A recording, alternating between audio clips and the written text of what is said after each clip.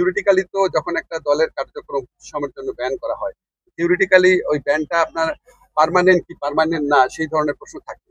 কিন্তু বাস্তবিক অর্থে আওয়ামী লীগের কার্যক্রম নিষিদ্ধটা উজ্জ্বল হবে এই ধরনের কোনো সম্ভাবনা আমি দেখতে পাচ্ছি না, আমি অন্তত দেখতে পাচ্ছি না।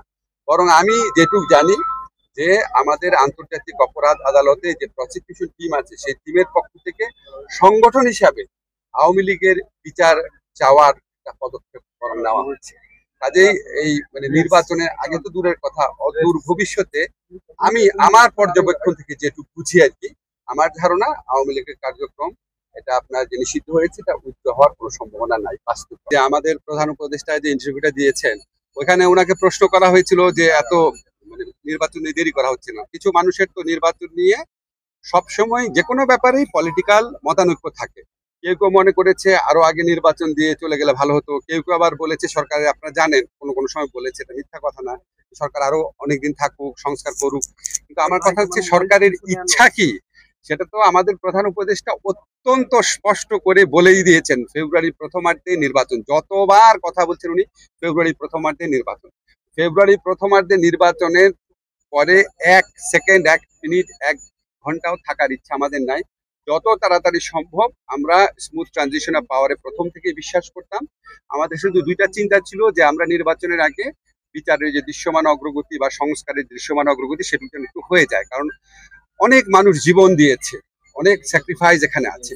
তো সেই লক্ষ্যে আমরা মনে করি বিচারের দৃশ্যমান প্রক্রিয়া তো হয়েছে এবং আমরা আশা করছি এই আমাদের আগামী নির্বাচনের আগে আমরা কিছু কিছু বিচার কাজের কমপ্লিশন দেখে যেতে পারবো।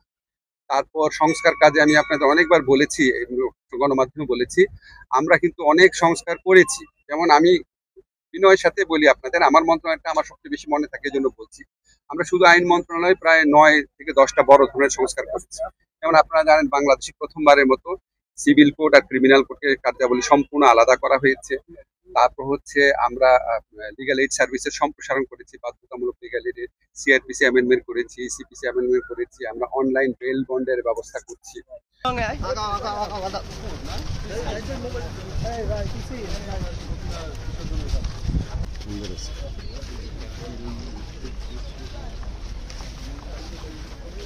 Thank you, thank you.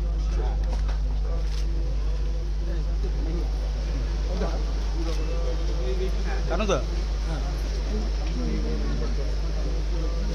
Papu tur ide tu halka bisian hai.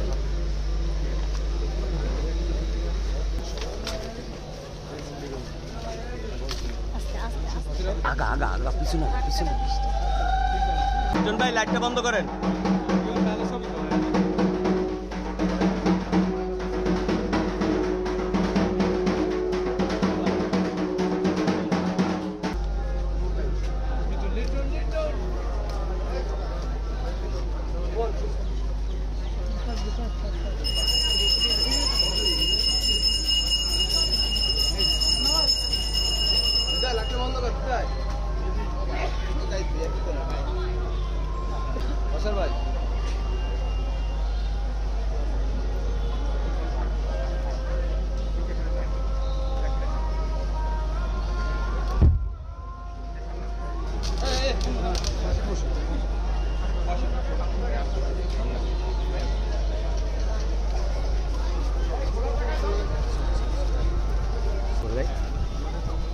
ভাই আপনার একটু সাইডে যান, একটু সাইডে যান ভাই, ভাইয়া ভাই আপনার একটু সাইড।